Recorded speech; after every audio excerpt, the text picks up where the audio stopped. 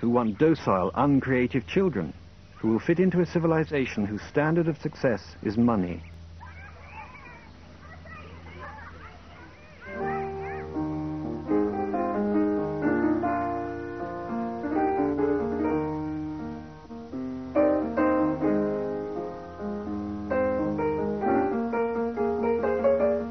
Summerhill kids, there had been a long tradition of kids playing boogie-woogie and blues on the piano without a teacher. They just would hand it down. You'd learn a few things from someone who was better at it than you. And then you'd teach a few things to the next kid. And I just got in that line and spent a whole year playing a simple 3-chord blues in C. And I just played that one thing over and over until I was completely comfortable with it. And then I joined the jazz band and started to play other kind of music and learn how to play from chords. And but I never did have a teacher. I've never had a teacher. I started when I was about 13, so I had quite some years to really play a lot. I mean, I remember when I was really into it, down at Summerhill, I used to play, once in the morning from about 10 till lunchtime, and then I would go back from 2 till about 4, and then even at night, at times I would go back from about 6 until about 9, so I'm sure the neighbours were probably furious, quite furious from time to time, but I had a good time, yeah.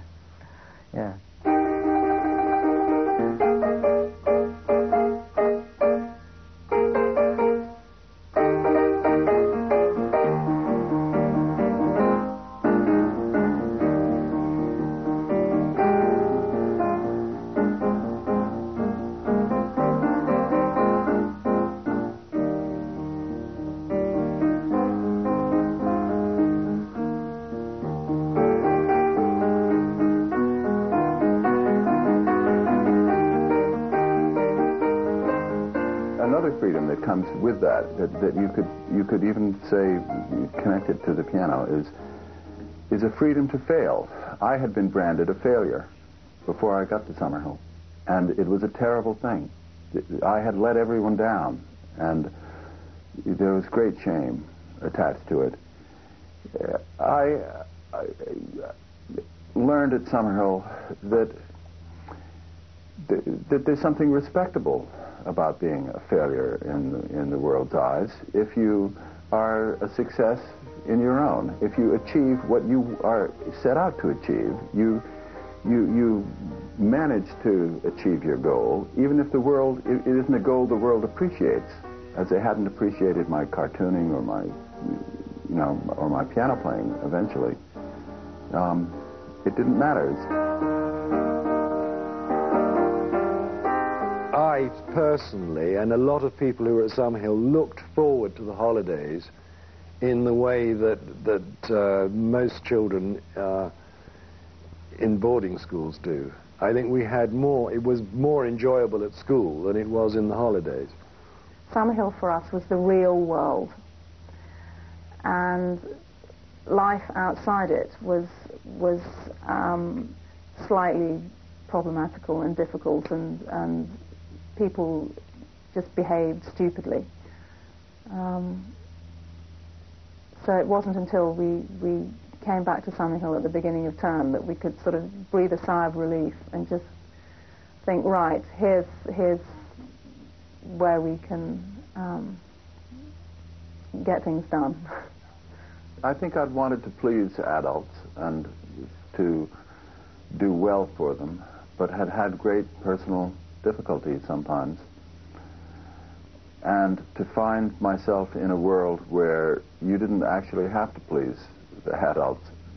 You had to get along with the community. That was a great thing.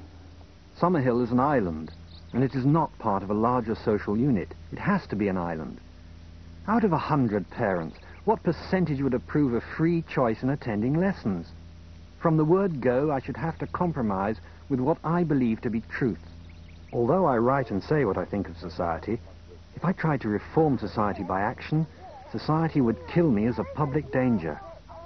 My primary job is not the reformation of society, but the bringing of happiness to some few children. J'étais toujours quand même coléreux, mais j'avais pas de cause d'irritation, sauf un petit garçon qui s'appelait Jimmy, qui était américain, et le pauvre bourre, il devait être malheureux, il était un enfant difficile, lui il n'allait jamais en classe par contre.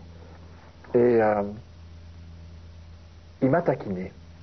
Alors je cours après et je commence à lui taper dessus, il y avait un attroupement autour de moi, il tombe par terre, je me mets à cheval sur lui, et puis je commence à lui taper dessus. Et les enfants, il y en avait, je sais pas moi, une bonne dizaine, tous autour, en rond. Et puis, tout d'un coup, je m'arrête, je les regarde comme ça, autour. Alors, je m'excuse, ça me fait pleurer quand à chaque fois que je me rappelle de cette histoire, je pleure. Je regarde autour de moi, et puis, je les vois comme ça, puis il y a un petit garçon qui me dit, tu sais, tu es le premier enfant qui tape ici, on n'a jamais tapé. Et quand il m'a dit ça, je me suis effondré en larmes. C'est drôle. Même après 50 ans, une émotion pareille, elle reste. On ne peut pas s'en défaire. Et après ça, je me suis plus jamais battu. Oui, tu sortais de ta solitude. Oui, exactement. C'est ça. Je pense que cet amour des enfants a surmonté, m'a comblé, m'a soigné, je pense. I'll give you an instance. A boy from America, 9. His father writes, my boy's a normal boy, but he hates lessons. The boy comes, his face is full with hate. He's a destroyer, he's a bully, he's a thief, and obviously his father didn't know what to do with him. He dumped him on earth. He can't send him home. So we have to wait for years till this boy becomes social, which he does, of course, in the end. But you can't become social by punishment. Punishment never cured anybody. But I hate using the word love because it's almost a dirty word nowadays. I like Homer Lane's phrase, being on the side of the child, which I think we are. That's the only way to cure children, is to approve of them.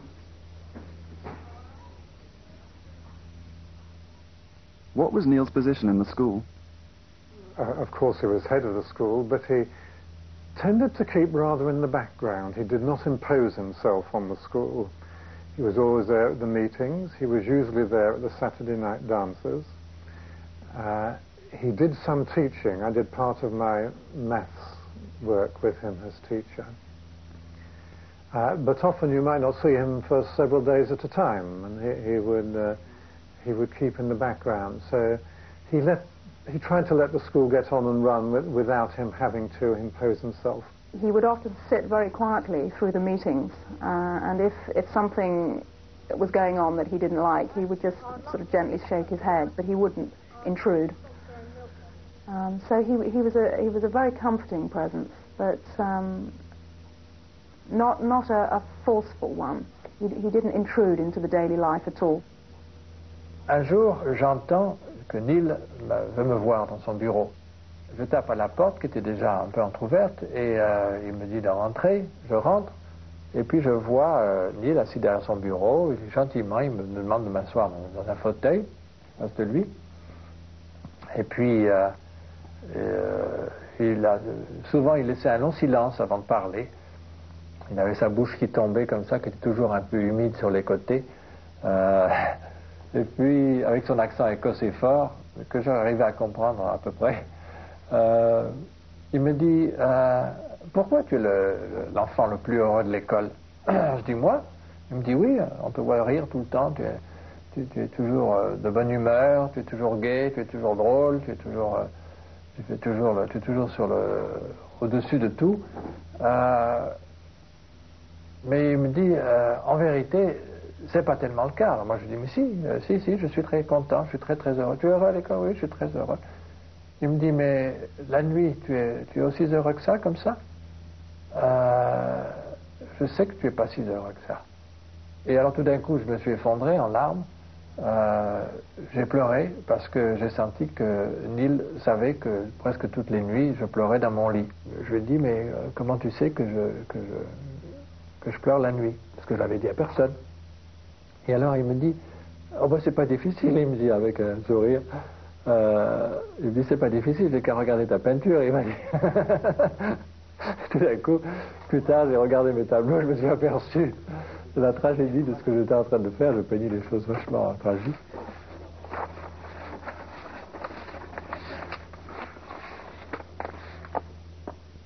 Oh.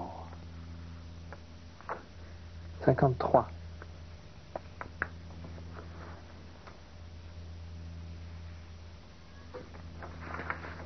Il y a une page de violence là-dedans, hein? Education is learning. It's from the neck upwards. You take that program, top of the form, where you've got a lot of walking encyclopedias who know everything. By the way, I can only do 10% of the answers. And that's the popular idea of education, but education is deeper than that. Education is living. And the schools don't touch an important part of life, the emotions. They only touch the head mostly.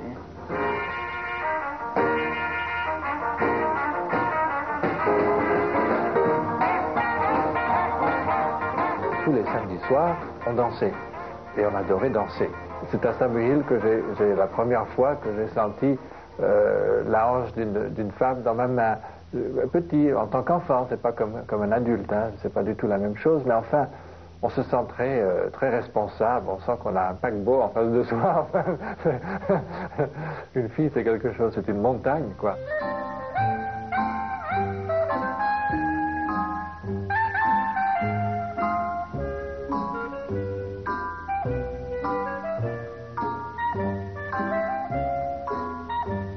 When I look back on Summerhill, you know, when I think of the feeling that conjures up and the ideas, the first ideas that come to my head and my overall feeling of it, is just like one beautiful endless summer with, you know, just being allowed to discover the other sex, you know, without any interference or really, you know, you shouldn't do that, you shouldn't do this, and just grow. I've often given the illustration that some years ago I had a boy at a meeting, by the way, who fell in love with a new girl from London. They came to me and said, Neil, can we have a bedroom to ourselves? And I said, well, I'd gladly give you one. But I daren't. Why not? It's a free school, the girl said. I said, yes, but it's not a free civilization. If I gave you a bedroom for yourself, I'm sure the ministry wouldn't approve of it. And I say, your mother, as you know, is scared of sex. If you got pregnant, it would be a hell of a stink about it. I said, you can't afford contraceptives, and I daren't give you them. And I said, but I think that people should have a sex life when they want it, but you can't do it in a school.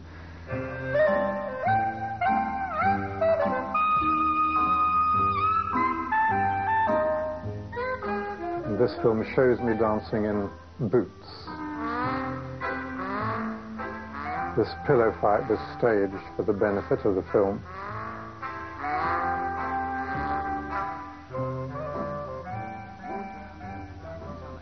This is supposed to represent us having a lesson, but in fact lessons were never like that. They came and shot the film, and then when they went away to develop the film, they spoilt all the negatives, and so they needed to come back and do it all again. And because they had asked us to behave in a manner which was not natural, the pillow fight and the lesson were not how Summerhill would have been, and it interrupted the running of the school. The children were rather unhappy about going through all this again. So we held a general meeting and discussed it in detail and took a vote on whether Pathé should be allowed to come back and make the film.